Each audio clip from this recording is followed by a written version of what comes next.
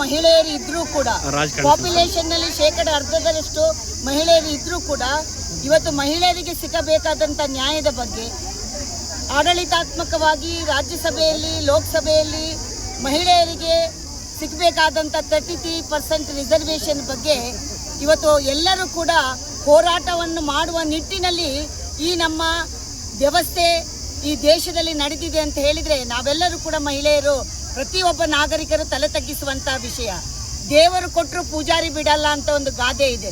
ಪ್ರಯತ್ನಗಳನ್ನು ಹಿಂದಿನಿಂದ ಕೂಡ 1992ರಿಂದ ಪ್ರಾರಂಭ ಮಾಡಿದ್ರು ಕೂಡ ಇವತ್ತು ಸ್ವತಂತ್ರ ಬಂದು 79 ವರ್ಷ ಆದರೂ ಕೂಡ ಮಹಿಳೆಯರಿಗೆ ಆಡಳಿತಾತ್ಮಕವಾಗಿ ನ್ಯಾಯವನ್ನು ಕೊಡುವ ಕೆಲಸದಲ್ಲಿ ಪ್ರತಿಪಕ್ಷಗಳು, ಅದರಲ್ಲೂ ಬಹಳ ಮುಖ್ಯವಾಗಿ ಈ ದೇಶಕ್ಕೆ ನಾನು ಸ್ವಾತಂತ್ರ್ಯ ತಂದುಕೊಟ್ಟೆ, ಈ ದೇಶಕ್ಕೆ ನಾನು ಸ್ವಾತಂತ್ರ್ಯ ತಂದುಕೊಟ್ಟೆ ಅಂತ ಕಿರಿಚುತ್ತಾ ಇರುವಂಥ ಈ ಕಾಂಗ್ರೆಸ್ ಪಕ್ಷ ಇವತ್ತು ಮಹಿಳೆಯರಿಗೆ ಮೀಸಲಾತಿಯನ್ನು ಕೊಡಲಿಕ್ಕೆ ಮೊಸರಲ್ಲಿ ಕಲ್ಲು ಹುಡುಕುವಂಥ ಕೆಲಸವನ್ನು ಮಾಡಿ ಮಹಿಳೆಯರ ಒಂದು ರೀತಿಯ ಈ ಮಸೂದೆಯ ಶಿಶು ಹತ್ಯೆಯನ್ನು ಮಾಡಿದ್ರು ಅಂತ ಹೇಳಿದ್ರು ಕೂಡ ತಪ್ಪಾಗ್ಲಿಕ್ಕಿಲ್ಲ. ಅಂತ ಒಂದು ಬೇಜವಾಬ್ದಾರಿತನದ ಒಂದು ಕೆಲಸವನ್ನು, ನಿರ್ಣಯವನ್ನು, ಹೆಜ್ಜೆಯನ್ನು ಈ ಕಾಂಗ್ರೆಸ್ ಮಾಡಿದೆ. ಇದನ್ನು ನಾವು ಮಹಿಳೆಯರು ತೀವ್ರವಾಗಿ ಖಂಡಿಸ್ತೇವೆ. ಯಾವುದೇ ಕಾರಣಕ್ಕೂ ಮಹಿಳೆಯರ ಮೀಸಲಾತಿ ಮಸೂದೆ ಬೀಳಬಾರ್ದು, ಇದಕ್ಕೆ ನಮಗೆ ನ್ಯಾಯ ಒದಗಿಸಿಕೊಡ್ಬೇಕೆನ್ನುವ ನಿಟ್ಟಿನಲ್ಲಿ ಇವತ್ತು ದೇಶಾದ್ಯಂತ ಬೇರೆ ಬೇರೆ ಸಂಘ ಸಂಸ್ಥೆಗಳು ಮಾಡುವುದರ ಜೊತೆಗೆ ಭಾರತೀಯ ಜನತಾ ಪಕ್ಷದ ಮಹಿಳಾ ಮೋರ್ಚಾ, ಯುವ ಮೋರ್ಚಾ ಎಲ್ಲ ಒಟ್ಟಾಗಿ ನಾವು ಹೋರಾಟವನ್ನು ಮಾಡ್ತಾ ಇದ್ದೇವೆ.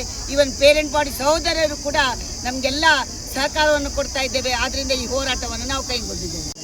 ತಾಯಿ ಸೋತಂಗಾಗುತ್ತೆ. ಸೋನಿಯಾ ಗಾಂಧಿ, ಮಮತಾ ಬ್ಯಾನರ್ಜಿ ಅವರೆಲ್ಲ ಈ ಮಹಿಳಾ ಮೀಸಲಾತಿನ ಎತ್ತಿಡಿಬೇಕು. ಇದ್ರ ವಿರುದ್ಧ ಷಡ್ಯಂತ್ರ ಮಾಡಿ ಇದ್ರಕ್ಕ ಅನ್ಯಾಯ ಮಾಡಿದ್ರೆ ಮುಂದಿನ ಪರಿಣಾಮ ಅನುಭವಿಸ್ತಾರೆ. ಈ ಮಹಿಳೆಯರೇ ತಾಯಂದ್ರೆ ಇವತ್ತು 50% ಇದ್ದು ಮಹಿಳಾ ಮೀಸಲಾತಿ ಸೋಲಾದಾಗ ಈ ದೇಶದಲ್ಲಿ ಅತಿ ದೊಡ್ಡ ಘನಘೋರ ಅಪರಾಧ ಆಗ್ತದೆ. ಆದ್ದರಿಂದ ಈ ಮಹಿಳಾ ಮೀಸಲಾತಿನ ಸೋಲು ಮಾಡಬೇಕು ಅಂತ ಓಡಾಡ್ತಾ ಇರೋಂಥ ಷಡ್ಯಂತ್ರ ವಿಫಲವಾಗಿ ಮುಂದೆ ಇದಕ್ಕೆ ಜೈಗಳಿಸ್ಲಿ ಅಂತೇಳಿ ಕೋರ್ಕೊಂಡು ಇವತ್ತು ದೇಶಾದ್ಯಂತ ನಡೀತಾ ಇರೋ ಹೋರಾಟದಲ್ಲಿ ನಾವೆಲ್ಲ ಭಾಗವಹಿಸ್ತೀವಿ. ಇವತ್ತು ಇಲ್ಲಿ ಏನೇನು ಕರೆಕ್ಟ್ ಆ ಮಹಿಳಾ ಕಾರ್ಯಕ್ರಮ ಇವತ್ತು ಪಾಲ್ಗೊಂಡಂಥ ನಮ್ಮ ಭಾರತೀಯ ಶಕ್ತಿನವರು ಅವ್ರ ಮುಖಾಂತರ ಇವತ್ತು ಹೋರಾಟ ಮಾಡ್ತಾ ಇದ್ದೀರಿ. ಚಿಂತಾಮಣಿ ಒಂದು BJP ಪ್ರಾಬಲ್ಯವಾಗಿ ಬೆಳೀತಾ ಇರುವಂಥ ಪಕ್ಷ ಆಗಿದೆ. ಆದ್ದರಿಂದ ಈ ಮಹಿಳಾ ಹೋರಾಟ ಹಾಗೂ ಸಂಜೆ ನಮ್ಮ RSS ಬೈಠಕ್ ಅಂತ ದೇವನಹಳ್ಳಿಯಲ್ಲಿದೆ, ಅದರಲ್ಲೂ ಪಾಲ್ಗೊಳ್ತಾರೆ. ಪ್ರಕೃತಿ ದಹನ ಇಲ್ಲ ಅವೆಲ್ಲ ಏನಿಲ್ಲ. ಇನ್ನು ಮುಂದೆ ಸರಿ.